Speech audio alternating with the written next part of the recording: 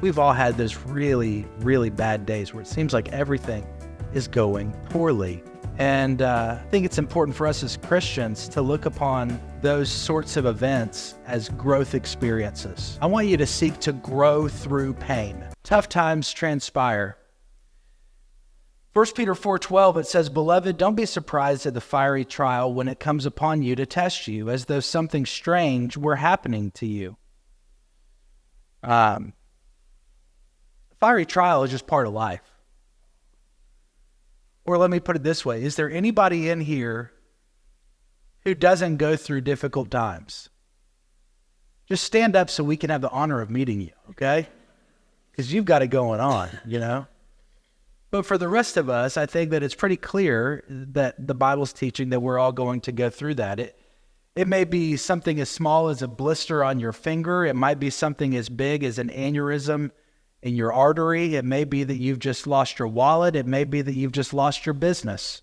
I don't know what it is with which you struggle right now, but I do know this, that the Bible is teaching us that tough times do indeed transpire.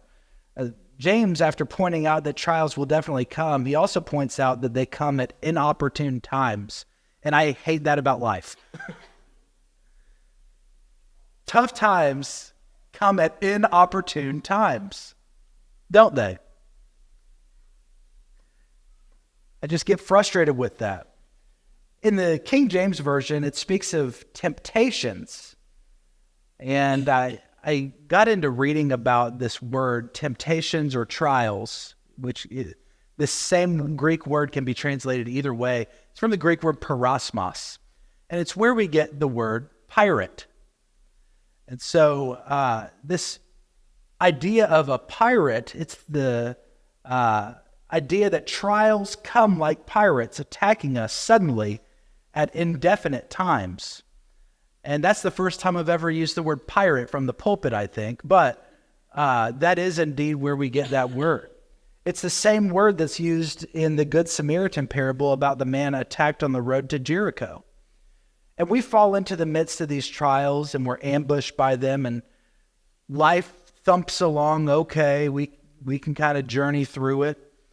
And God's in his heaven and all is right within our world, and suddenly we're to face some troubles. To take the idea one step further, just to continue through this, not only do they definitely come, trials, not only do they come at indefinite times, but they also come inconclusively. They come inconclusively. We get tests of all kinds. James says when you meet trials of various kinds. The Greek word for various kinds is the same word that we get for multicolored. And so if you think about the picture of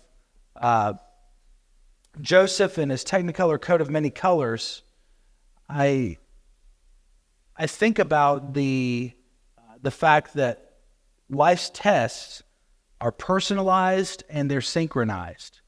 Let me break that down a little bit. What do I mean by how life's trials are sometimes personalized and they're synchronized? Firstly, let's talk about how they're personalized or customized is another word for that. Tests are custom made for each of us. What may test you may not test anybody else. And we can see that in the ministry of Jesus. Jesus didn't give the same test to everybody, did he? No. In fact, to several individuals, he gave tests that were unique to them. To the rich young ruler, he said to sell everything that you have and follow him. But that doesn't mean that everybody on this planet or everybody in this service has to sell everything that we have and give that over to the Lord. Christ didn't say that to Nicodemus or the woman at the well, but life's trials are personalized. And I think it helps us to have more sympathy with one another when we understand that fact, that we may experience something that's difficult to us, but to another person it's not difficult at all. Life's trials are also synchronized. They're synchronized. In other words, they seem to come at the same time, don't they? Have you noticed that about life's trials? They just seem to come at the same time. When it rains, it pours, right? Shakespeare has a line that says, "Trouble seldom comes as single sentryman, but usually comes as a battalion." And I know that's true. Tests of health lead to tests of wealth, and then these lead to emotional tests, and it turns to domestic tests, and so on and so forth. But I know that the Lord allows us to go through life's trials that are synchronized. You ever have one of those no good, very bad days? Maybe you're going through that today. I hope not. You're at Farmington First. How bad could it be, right? But we've all had those really, really bad days where it seems like everything is going poorly. And I think it's important for us as Christians to look upon those sorts of events as growth experiences. I want you to seek to grow through pain. Grow through it. We can see them as James sees them. Consider it joy.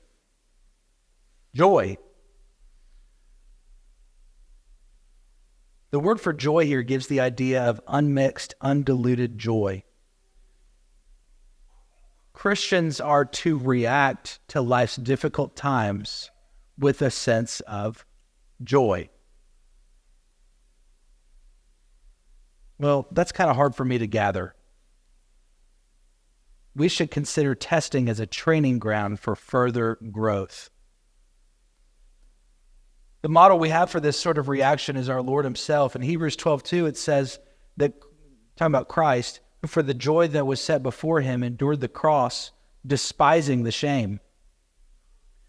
Jesus even endured the test of the cross without being negative, without being mean.